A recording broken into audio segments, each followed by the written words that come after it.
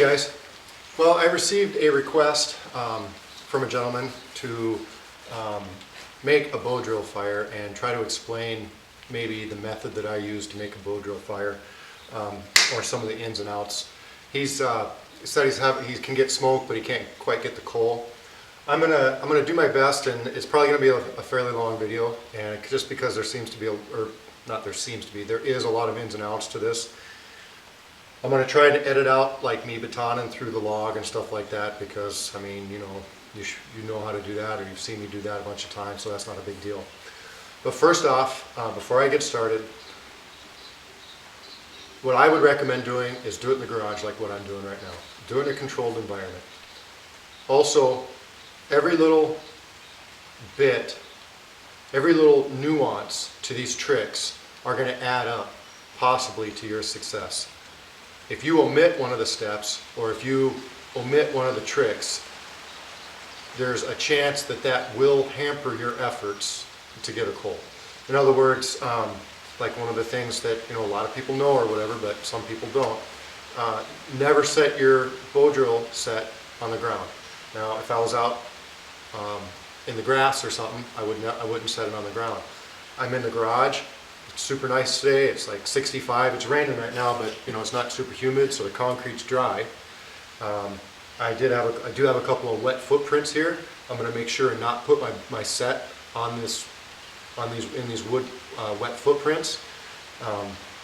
Stuff like that. I mean, if you omit one of these steps, there's a chance that it could hamper your success. One other thing that is kind of big when you're first starting off is your handhold, your bearing block. It's great to have success with a wooden bearing block, but when you're first starting out, a wooden bearing block is very difficult to make a Bowdrill fire with. For me, in my opinion. I know I tried that way when I first started off, and it was very hard for me because there was just so much friction there, and I didn't know the tricks with the wood bearing block. There's some tricks you can use with that to make it a little bit better.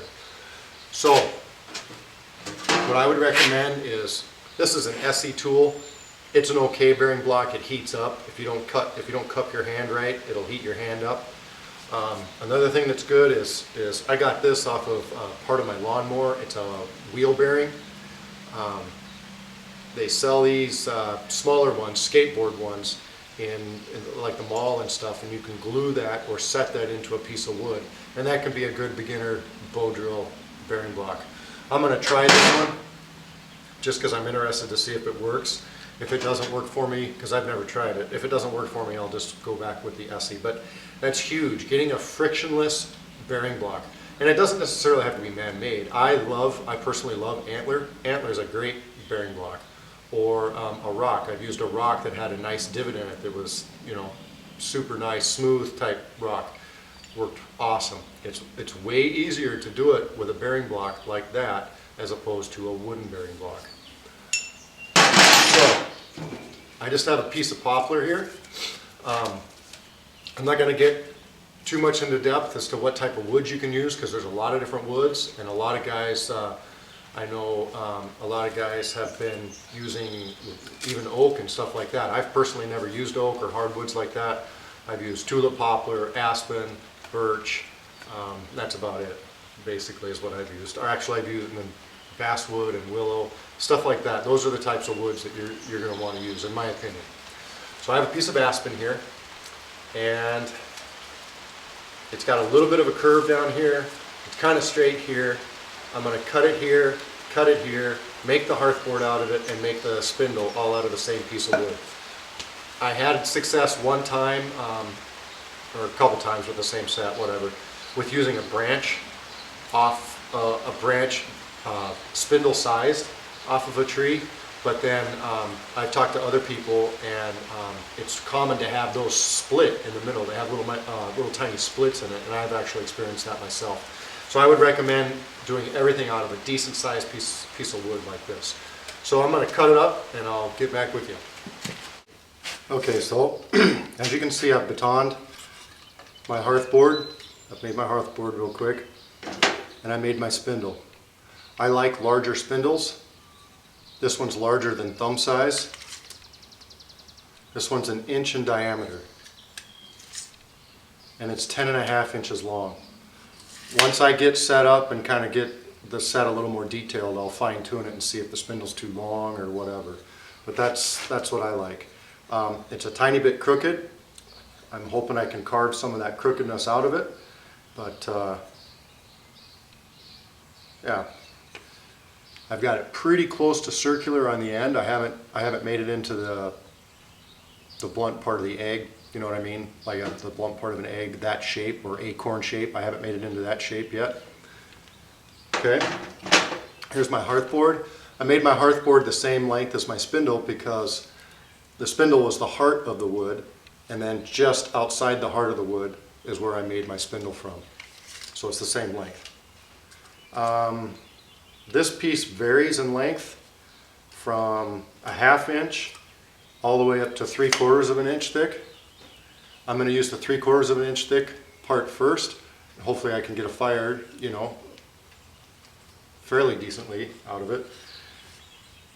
If you use a thinner hearth board, in my experience, you can get a coal faster, but it's going to be a smaller coal because there's not as much dust. If you use the thicker end, you have to saw on it for a while with your, you know, your spindle and your bow to make enough dust to finally get a coal.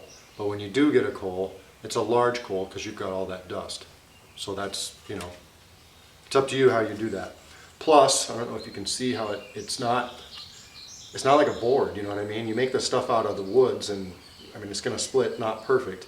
So I'm going to put my foot on it in just a minute here when I get things all situated, and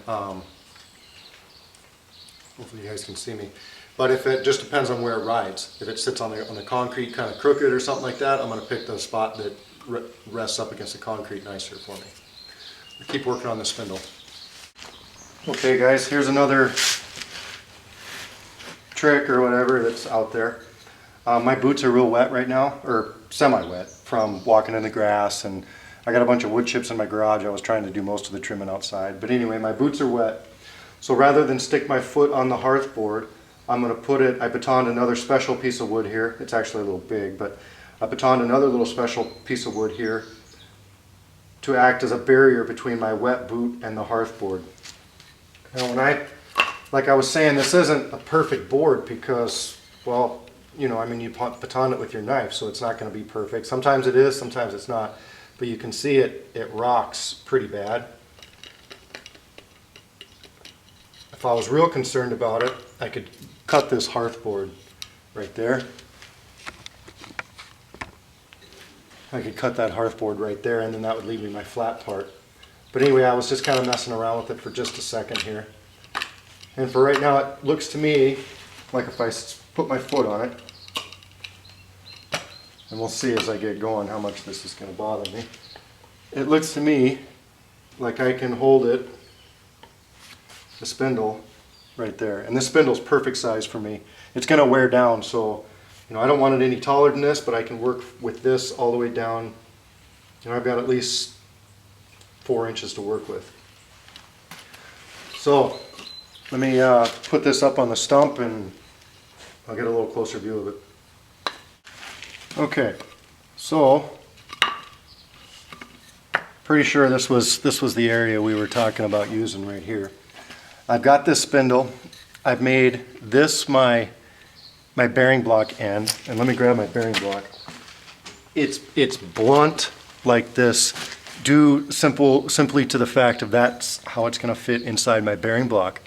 Okay, if I had that Essie tool, I would need to point it and neck down this bearing block so it would fit into this spindle bearing block better. But I'm going to try I'm going to try this wheel bearing first. So anyway, I've kind of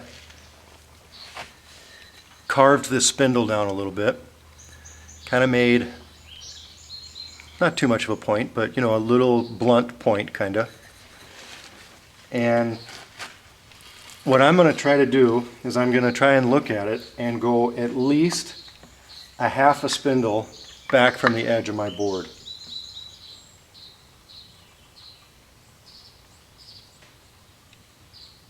So I guess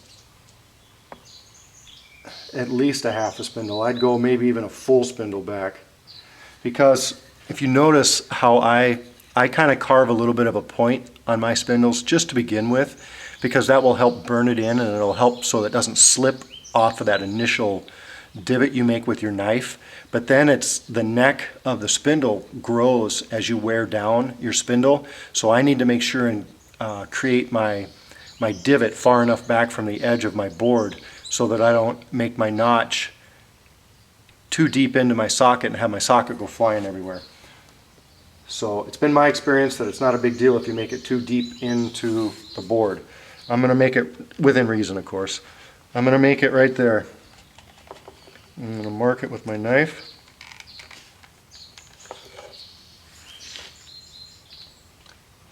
So right there. Now, I'm on concrete, so it's okay. Or if I was on the grass or something, you know, you leave the point of your spindle up off the ground.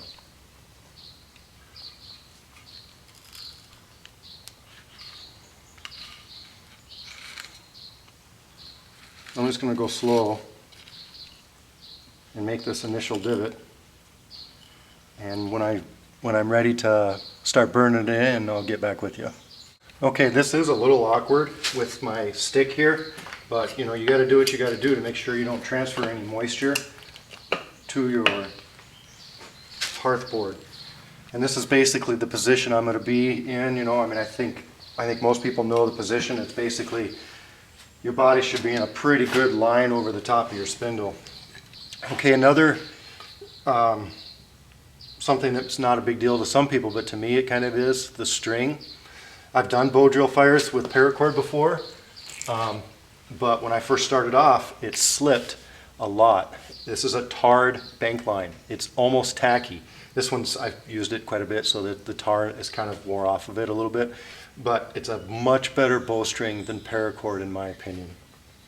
So now I'm going to, and the bow, you know, it's just a bow, but it is nice to have a little bit of a, you know, bow in it, but it's also nice not to have a huge, heavy piece of wood.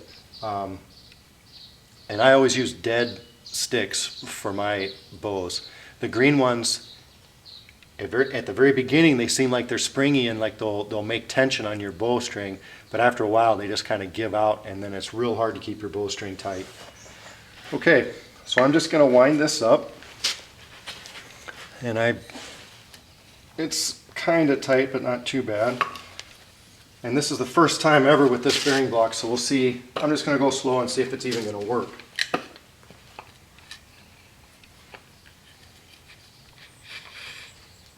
Kind of not a lot to hold on to. I can't talk tonight.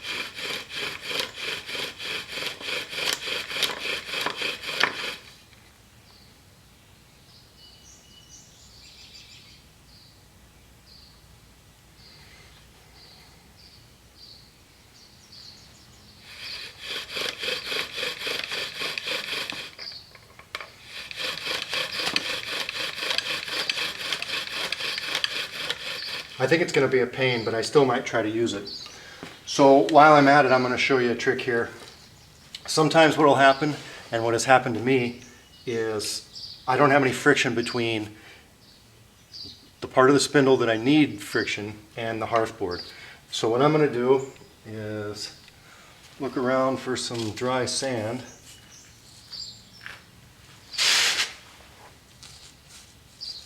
You know, you could just take a rock and bust it. And I'm going to put that into that divot there. And I might end up having to go to the Essie tool. But we'll try it.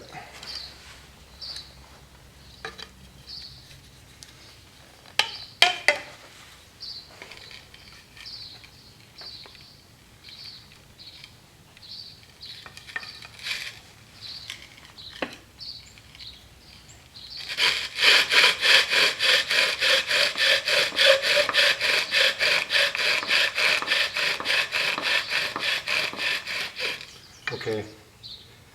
The problem with just the bearing block, having it not set into the wood, is the centerpiece rotates and it goes up against your hand. So it's starting to heat up a little bit. So I'm going to try to use a different grip. This is not the grip that you normally do. But anyway.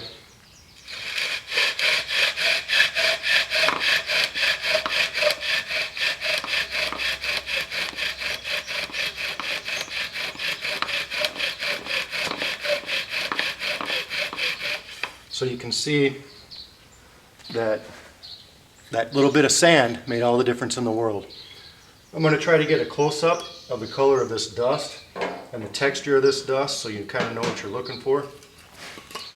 Okay, it's kind of a, I consider it like a light roast color, light roast coffee color. It's not super black. I mean, there's definitely black in it, but it's a nice powder dust, okay? There may be just a tiny little chunks in there, but nothing major. And actually, I mean, when I say tiny, I mean they're pretty tiny.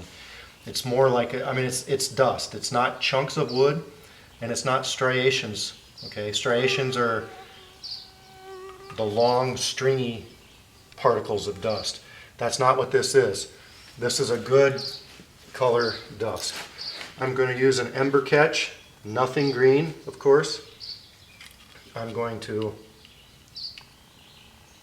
use a leaf because this is going to throw off the balance of my hearth board. But I'm going to save this dust. And so let me put this back up on the stump, and we'll go about carving the notch. Okay, for me, so this is where it's at, right there.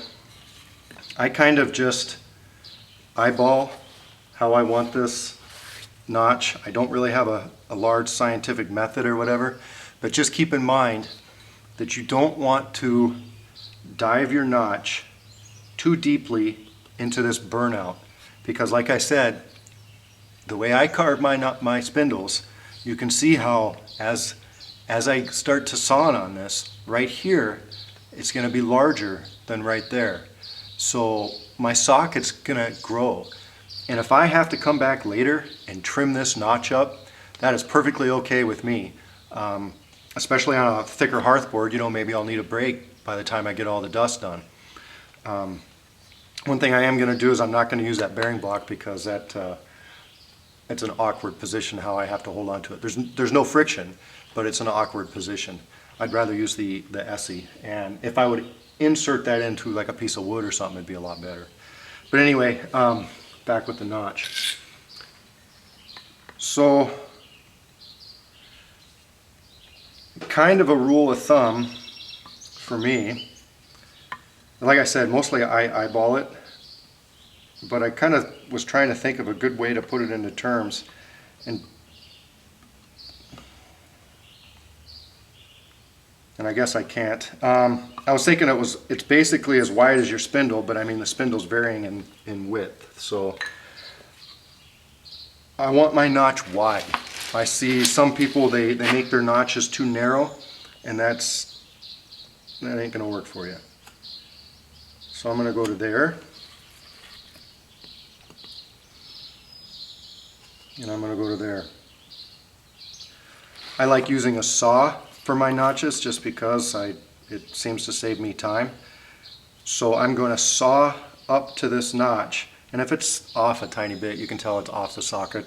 The way I drew my line, it's off a little bit. It's not the end of the world.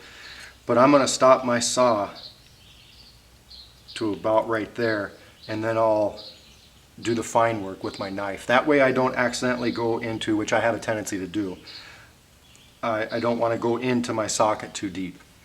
So anyway, let me get the tape measure. I think that's about 1 inch wide, and it tapers to the socket, which is very, like I said, that is about the size of my spindle, and yeah, it is. So maybe that is a good rule of thumb for you. Pick the widest part of your spindle, I guess, and that's where the outer part of your triangle is. I don't know. That's just. See if you can see that outline there. I just eyeball it, and really, I mean, unless you go really overboard, you really can't go too wide. You know, even if I were to, you know, go out here and stuff, I don't think it's not super critical. Where it gets super critical is when you go too narrow, in my opinion. Okay, I'm going to carve this up and I'll get back with you. Okay, see how I carved that out with the saw? Just took me a second. I'm going to clean that up now with my knife. If I were to angle this notch, I would for sure not want to angle, in other words, the cut of this notch, the saw. I would not want to make the top wider than the bottom, okay? So I'm just gonna kind of clean this up a little bit.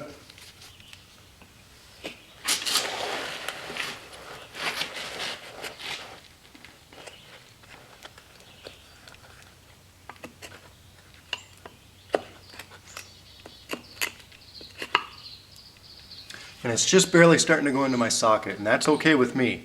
If I have to trim this up, like I said, that's perfectly okay with me. Now what I want to do is I want to trim off some of this along the bottom here, okay?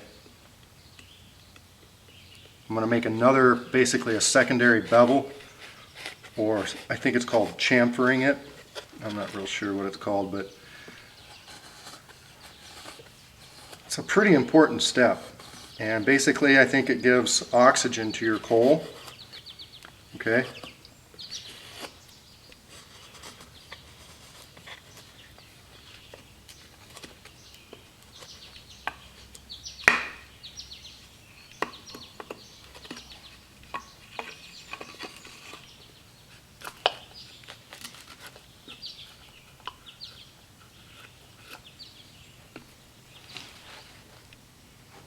All right, I think that's good enough.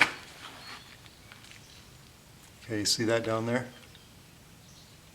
It's a pretty important step, in my opinion. I'm not an expert, guys, and I'm not even going to pretend that I am an expert. These are just some of the tips. I'm having a difficult time talking today. I've had a long day at work. These are just some of the tips and tricks that I've learned from other people more knowledgeable than me that have helped me in my endeavors. So, all right, let's get sawing on this, building up some dust. Okay, so I was going to use the SE bearing block so you can see how I necked this down. It's going to wear down, so you might as well give yourself some material to work with. You know, within reason, you don't want this too thin. So I'm using a metal bearing block, so it's not that big a deal. But, you know, if I was super worried about the friction on my first time, you know, who cares? Put a little oil on it or something. Or, you know, do the old nose trick. Like this. Whatever. I'm going to string the bow.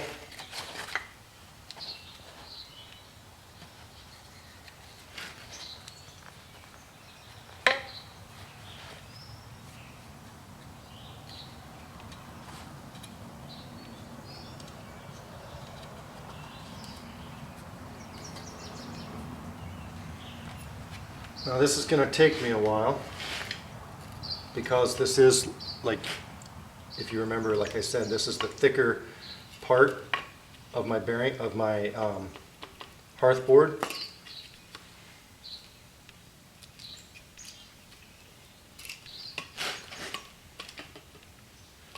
Okay, it doesn't, I'll probably turn the camera around, but it doesn't matter whether the notch is facing you or going away from you. But this, it looks to me, is going to be like a more stable platform, so that's why I'm doing it this way. So I'll reposition the camera. Okay, I'm going to start getting sawing on this thing and building up some dust. One thing that was surprising to me was the amount of force required on the bearing block in order to produce a coal. I measured it on a postal scale. I tried to approximate it on a postal scale that I have inside the house, and I'm going to guess I put 40 to 50 pounds of pressure on my bearing block.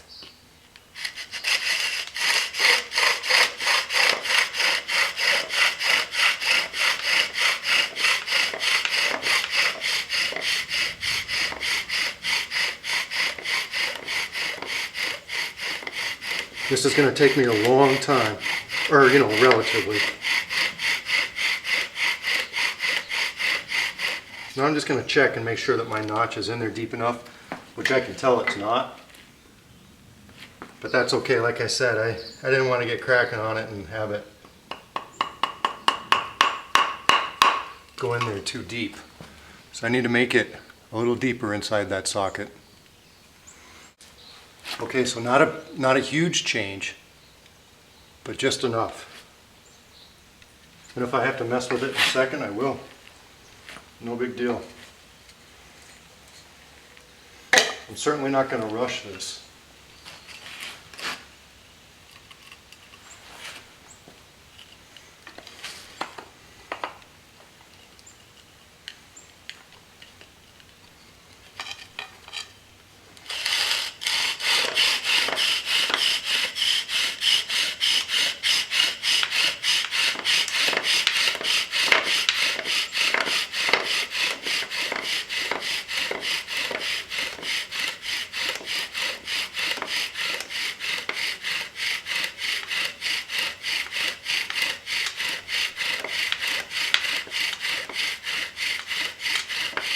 I'm not even worried about that smoke.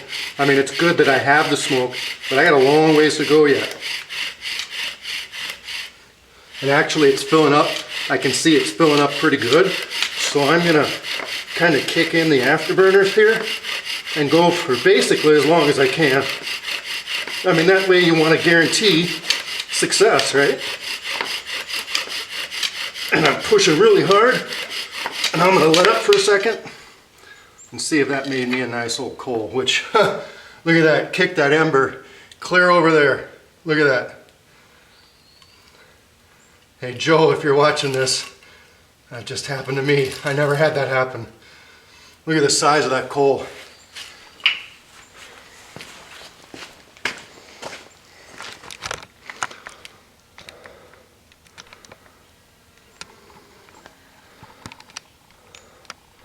That whole thing is freaking smoking. Sorry about this.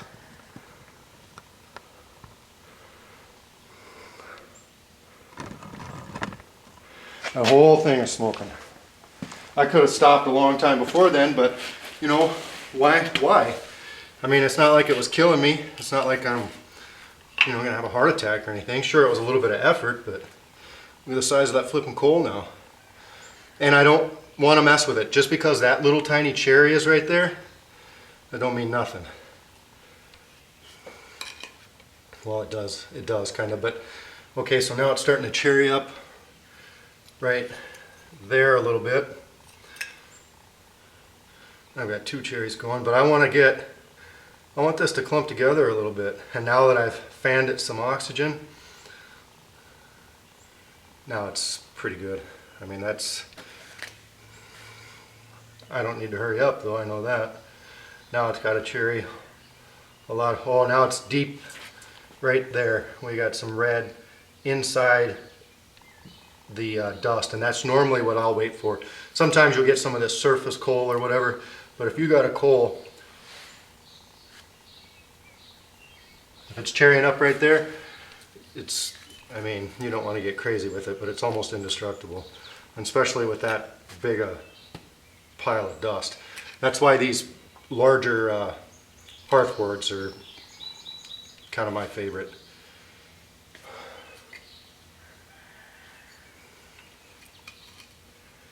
Dump all that dust into there. And I've got at least a couple of more times. I kind of burnt through that socket more than what I needed to, so I mean, I could have probably done it like 3 times. But I've got at least one more fire that I could do. Okay. Okay, well, I hope some of this stuff may have helped some of you guys out, or one of you guys, or one thing might have helped, I don't know, hopefully. It's, you know, it took me a real long time to even get a coal, I mean, at all. So, I mean, it took me a year of off and on trying by myself to be able to do this. So, anyway, now, Like I said with the woods and stuff, I wasn't going to go into super detail with the different types of woods. There's a lot of woods out there you can use. But I have heard, and I've never personally used pine, and I've only used kiln dried cedar lumber from the store when I was first starting out and practicing. I have heard that cedar can have an oil or oils in it that will prevent coal from forming, just like if you tried to imagine using pine that had a whole bunch of resin in it. You can use pine, I've seen people do it, and it's a very common wood to use, so long as it's not super resinous. Same thing with cedar. Lots of people swear by cedar, and I tell you what, that cedar board I got from the store was the easiest darn coal I've ever seen. I mean, I was trying to mess it up, trying to mess the notch up and stuff like that. I almost couldn't hardly do it. So I mean, cedar's a good wood, but you just got to stay away from the resinous parts. And I don't know if you noticed, but this is a very clean piece of wood here. There's not a lot of discolorations. Sometimes you can get away with using wood that has discolorations in it and stuff like that, but sometimes what you'll do is you'll bust into a piece of dead wood and half it'll be punky. And if you put your socket, you know, half on the punky and half off, or in the punky stuff or whatever, you know, the discolored part, it may not work as good for you. So you're going to want a good, healthy, dead piece of wood. All right, guys, I hope that helped you out, and take care.